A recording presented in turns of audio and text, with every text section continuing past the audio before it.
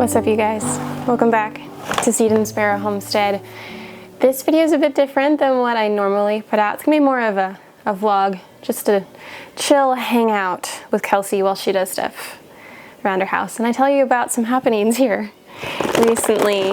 I'd like to do more of that, just share the real everyday life with you, because that's what I said I was gonna do, and I think I still do that. I include all of the, behind the scenes real life. My house is messy, my garden is full of weeds, and my kids don't always cooperate. So I do share those things, but I think I have a certain aesthetic to my videos that just highlights the good and the beauty, which I think is important. I think that's not looked at enough in this homesteading, slow living lifestyle. It's important to see the beauty in the everyday things, and I love capturing that. But I think it's important just to share some real life stuff too, because honestly, some days are hard. Sometimes things happen that aren't so fun. It's not all sunshine and rainbows, and we had a really hard day recently, and I wanted to share that with you all. I've been working in my pantry all day, just with how busy preservation season gets. Like, I'll can something, I'll freeze dry something, and it just gets put into a pile, and things get a little haphazard down there. And today I've just been working on organization and storing some things long term. My mind is very much on preparedness right now. That's not what we're talking about today, but that's what I'm doing today. A lot of preparedness things. So I have about a 50-pound bag of, this is the organic pure cane sugar. So I'm just putting it into a 5-gallon bucket with a Mylar bag, some oxygen absorbers. I'm going to heat seal it. So I'm filling that up right now, and I have a bunch of other stuff to do today. So what we're talking about today, we had an incident that involved our chickens. It was about 4 weeks ago now, a little while ago. I needed some time to process, we all did. So we had a whole bunch of layers, and we had a rooster, and we also raise our own meat birds as well. But today we're talking about the layers. So my kids love the chickens. They are their pets to them. They honestly, they go out there every day and they play with them. They build them like little houses and obstacle courses, and they make like smorgasbords for them of like kitchen scraps. They love their chickens. Our chickens are very, very well loved here. So my daughter Eleanor is 6, she'll be 7 soon. Grant is 3.5. Eleanor is always pretty good about making sure she's locking up the coop and taking care of them the way they should be. Grant is learning, but he's still a little guy. And we are pretty sure he left the chicken coop door unlocked, and we had an incident. So my husband, Matt, he works very close to our home. It's within walking distance. And we have some great neighbors who were home at the time. The kids and I, we were not home. We were off with my mom. And our neighbors saw a dog in our chicken coop, and heard the dog in our chicken coop, heard the chickens, and quick called up Matt and said, hey, this is what's going on. And Matt, his bosses are great. He was able to quick leave and come home and check on things. And he found, so I'll try and take some footage then of our chicken coop. So we have like a big enclosed run, and then there's the chicken coop, and there's a door on the end of the chicken coop. There's a door on the run too. The door on the run was locked. The door on the chicken coop was not. And that door was wide open. And when Matt got over here, he just saw piles and piles and piles of feathers, and a dog that we had not seen before. We know our neighbors are close ones, and their dogs never had any issues before. And he immediately saw the dog. Underneath the dog was a dead chicken. That's all he saw. at first. Didn't see any other chickens in the coop. So immediately he tried to get, you know, the dog to move away. He didn't like necessarily approach the dog. He was just making some noise trying to get it to go away. And in doing that, like the dog did like kind of move away, trotted away, and Matt was able to inspect a little bit more. I'm honestly so thankful that the kids were not around to see this. I mean, maybe if I was home, I could have stopped something, but it probably wouldn't have been a good idea anyway. So anyways, Matt went and inspected, and he found 4 chickens in the nesting boxes. They were able to get in there. We had 12. And he found 4, very shaken up, like were actually shaking in the nesting boxes. So he found them. So at that point we were missing 8 birds and a rooster. So he was doing like some walking around trying to see what had gone on. There was definitely one dead bird where the dog had been, and it was, sorry for the graphicness, but it was just torn to pieces, like just strewn all over the place. So we knew that one was there. And then he found 3 other piles of feathers, and he found a trail of feathers leading to a neighbor's yard where he found another bird that was just torn to shreds. So it's not like even like this dog was looking for food, like it was hungry. It was just treating them as toys. It was just tearing them to shreds and just leaving there and moving on to the next. So we knew 2 were gone. I can't do things and talk. I'm not a good multitasker, and that, even though this is just a really simple job, I need a couple more scoops.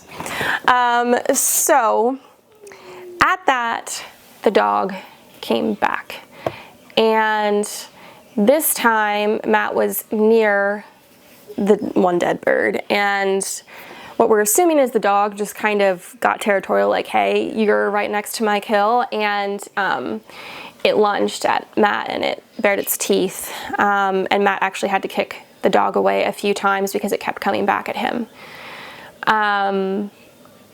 Then I'm pretty sure Matt kicked it hard enough that it scurried away. At that point, Matt called me. I was off with my mom and the kids, and I'm trying to hold it together in the car because, you know, I'm not like a huge animal person. I've admitted that in the past. I respect animals, I appreciate them, but I'm not someone that has ever gotten really attached to an animal. And honestly, the only animals I'm ever like, ooh, I want to pet you, is like a cow or sheep, ducks, and sometimes chickens. Like, those are the ones I gravitate towards. But anyways, I'm not like a huge animal lover. I'm just not. But I just felt crushed, like, as soon as he told me what happened. I didn't realize how attached I was to those birds, and the thought of having to tell my children, like, their like most beloved animals are dead. So I was trying to hold it together in the car on the way home as he was telling me, and then we got home. He had to go back over to work. Like, he couldn't just stay off of work, and he had cleaned up those 2 birds that the kids didn't see. And when I had come home and I looked in the coop, the 4 birds that were there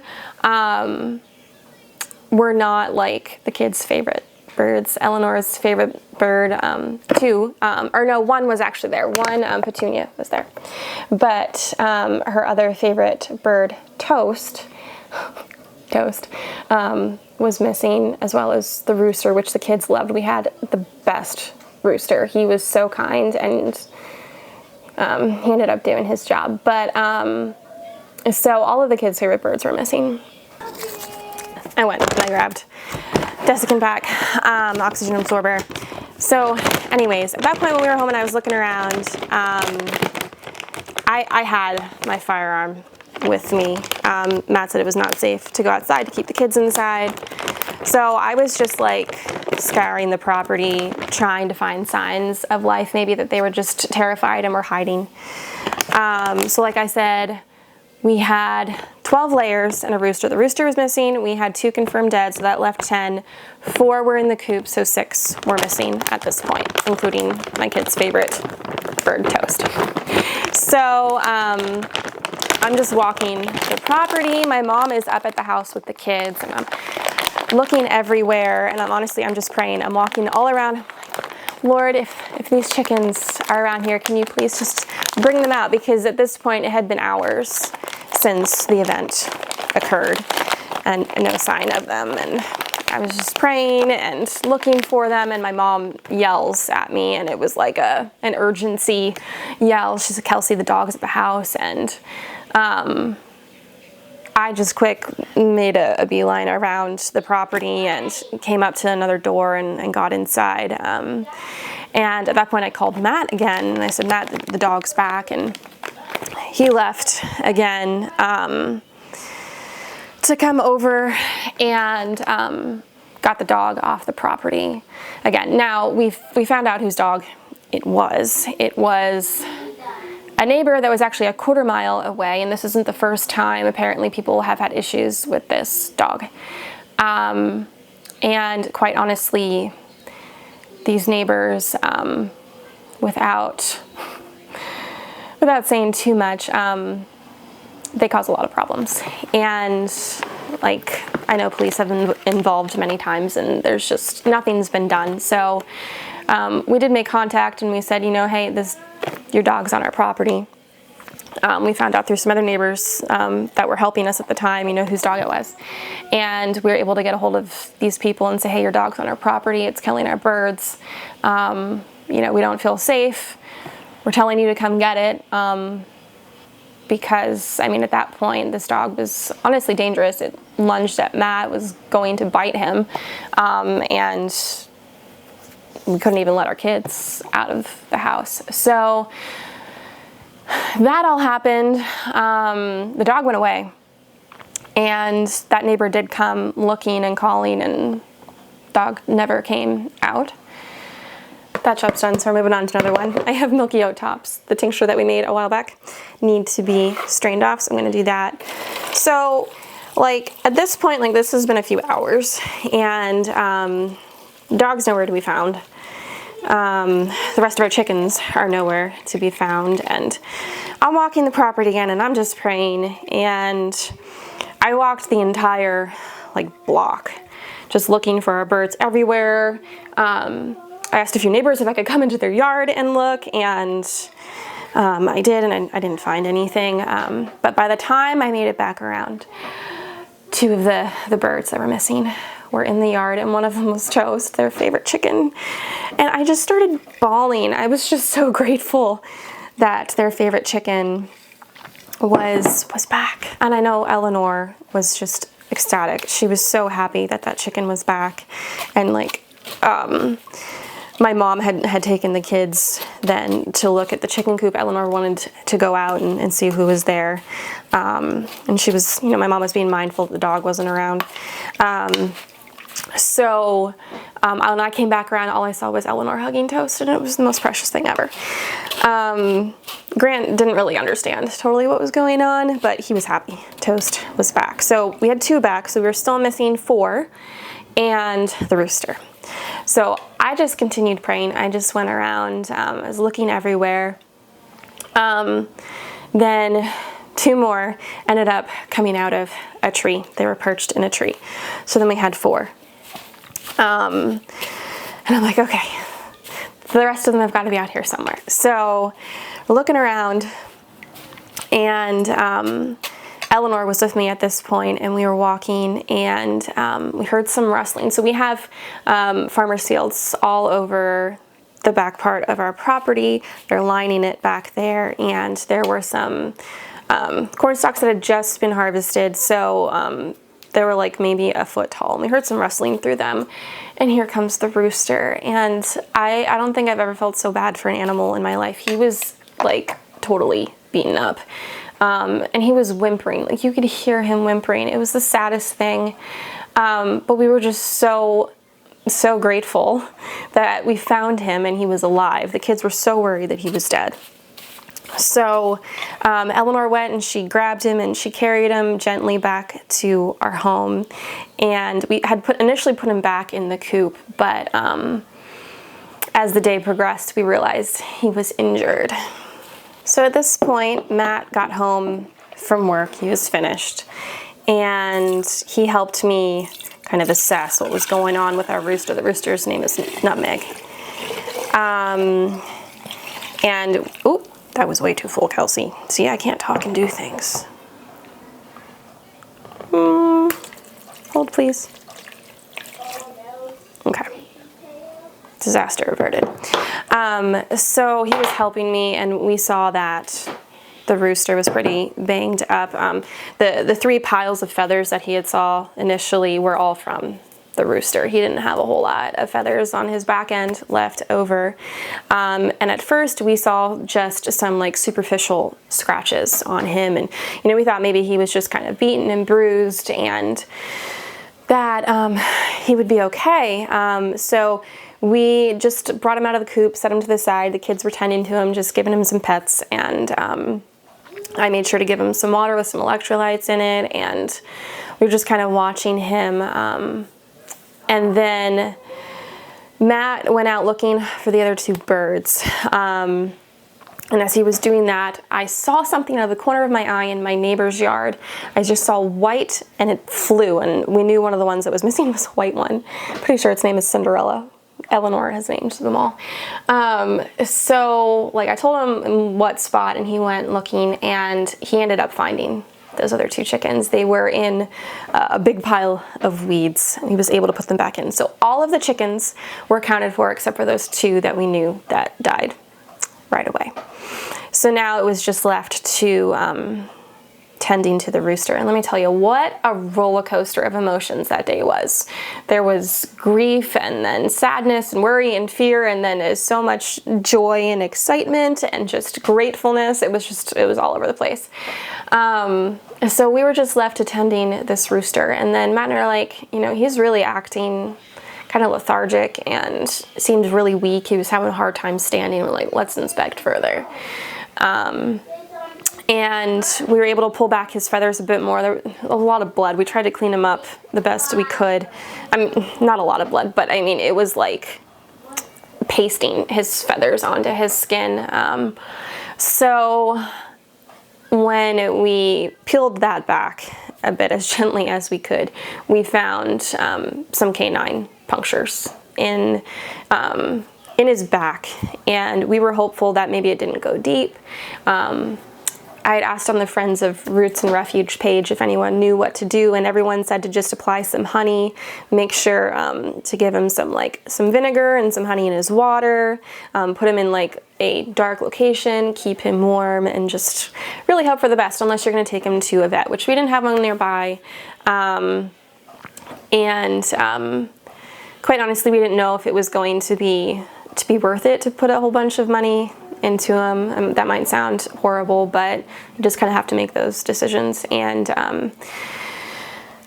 so we weren't going to go that route. So we just brought him in. I mean, the kids doted on him. And at one point, like, he stood up, he ate, he was drinking, he seemed alert. So we were hopeful. So we just had him bundled up overnight. And then when we came down in the morning, he was still alive, but he seemed like he was barely hanging on. And then around 11 o'clock, I came in. There was a bunch of liquid just around his beak, and he was gone.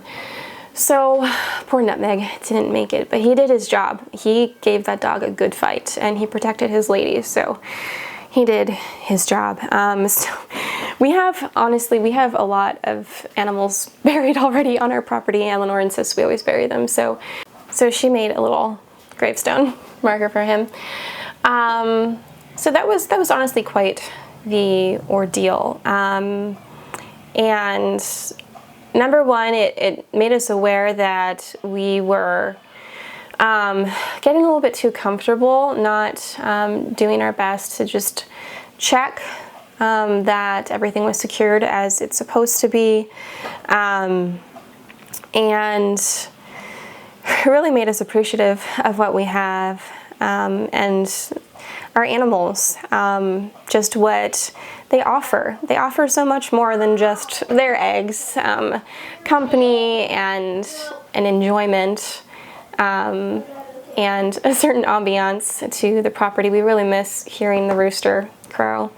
And honestly, like, my mind is always in preparedness and sustainability, and knowing that we always had a rooster, like in case times got tough, like I always knew that we'd have a way for procreation, you know, if we ever needed to hatch out some eggs for more layers or for meat, you know, we had that and now we don't, and now my mind's like, oh, we need another rooster. So anyways, we're really grateful. It was a really sad day. It could have been much, much worse. It also made us realize how important it is to build community and to know your neighbors. Like, if our neighbor hadn't called Matt and intervened when he did, I mean, there's a good chance we might not have any chickens. I'm going outside, sorry if the camera's all bouncy, going out to dump these milky oats, the leftovers in the field. So what was I saying? So that whole ordeal could have been a whole lot worse than it was. We're very grateful, still very sad for the losses. So much more appreciative of what we have, our neighbors, the community we've built, the Lord's provision, His protection. So I'm going to show you the chicken coop, how that's all set up here quick. So there is the run, all enclosed, back door there, which was hooked and locked. The door through there was not. So this is the door that was wide open. So some of the chickens were able to get to safety there into the coop. Oh, it looks like there's an egg in there on the ground. We've since have put a second latch there. I've got a visitor, a helper. Hey buddy, you wanna say hi? Hi, you're being bashful? So it's a mess in there right now, but we did also have 4 chickens, younger ones, that we were raising in this little chicken tractor here, which is a disaster. We have to redo that now for the next batch. Those 4 were safe and unharmed. So we lost 2 chickens and a rooster. So we were down then to 10 layers plus the 4 new ones. So in addition to that, we, like a week or 2 after that, we integrated our new layers in with the old girls. We try to get new layers every spring just to keep our flock going. Once they hit 3-4 years, they really don't lay quite as much. And we've had some just kind of randomly die on us for no apparent reason. So we integrated those 4 in, and we had, this is the first time, we've done that now like 5 or 6 times. This is the first time we've had some serious issues with the older girls not liking them, really picking on them bad. And that's yours. Okay. I have to switch arms. This camera's heavy. So because of that, they were trying, the little ones were trying to get away as much as they could. And we came home one day and 2 of them were gone. And we were like, oh, you gotta be kidding me. Like, we didn't see them anywhere. We looked all over, we waited, we looked at night, like they were nowhere to be found. We were like, oh my gosh, what took them? So 2 days go by. And for some reason, something compelled Matt to lay down on the ground. Tell him. So he laid down here on the ground because he just had a thought. Okay, this is disgusting. My kids think it's really funny to write stuff in mud, and I don't even know what that is. So that might be egg yolks. Real life, we're talking about real life today. So up in here, he thought maybe there was a void. He couldn't remember when he built it. It's been like 6 years now, if there was a void up there or not, open space. So he laid down here on the ground, looked up in, and sure enough, when he looked up in there, there was a chicken up here looking down at him, and he went over here. There's another space. There was another chicken looking down. So the two small chickens were up there and they were stuck. They somehow flew up in there and couldn't get back down. So we had to disassemble this and kind of push them down with a stick. We couldn't get our arms in there. So that mystery was solved. It's about to storm here. I'm gonna bring my seedlings inside, but they look so good. Everything germinated. So we've got the beets and spinach and kale, the sweet peas in this one, and then this whole tray here of peas. I need to bring them inside so they don't drown. We're supposed to get rain for like the next 3 days. That was just, she wants to eat this egg. She's not gonna eat the egg, baby. Why don't you take that inside like I asked you, okay? Thank you. Thank you. Okay, so while those two birds were missing, I'm like, you just gotta be kidding me. Like, all of these losses I can't take anymore. And then like I start to, I don't want to say like panic, but like, okay, we gotta get more chickens. And like the season for that is wrapping up. Cat. The season for that is wrapping up. So I have the kids in the car with me and we're going to Tractor Supply, and I'm just like, hopefully there will be chickens. I called Matt and I'm like, what do you think about me getting more chickens? Like, just seems like we just keep losing them. And he's like, if you want to, sure, go for it. So when we got there, they actually had a breed that we love, and they haven't had them in like 2 years. What you doing? I want this. What are you doing? Wow, fancy trick. Yeah, jump off this tab. Yeah, are you gonna play in the sandbox before it rains? Yeah. Okay. So anyways, they had sapphire gems, which is a breed we love. We only had 2 of them before. One had died, and then one was Petunia, which was Eleanor's like first ever pet chicken that she just doted on. She would carry that thing around like a baby and like rock it to sleep, and this chicken would follow her everywhere. So we're like, this is perfect. So ended up getting 4. You have to get 4 at Tractor Supply. Chicken math kind of got the better of me too with all of this. I'm just like, some of our birds are getting older, and now we lost 2, and the 2 we lost to that dog were younger ones. And then I thought we had lost these 2 that were in the void. So we ended up then, so we're at, how many birds?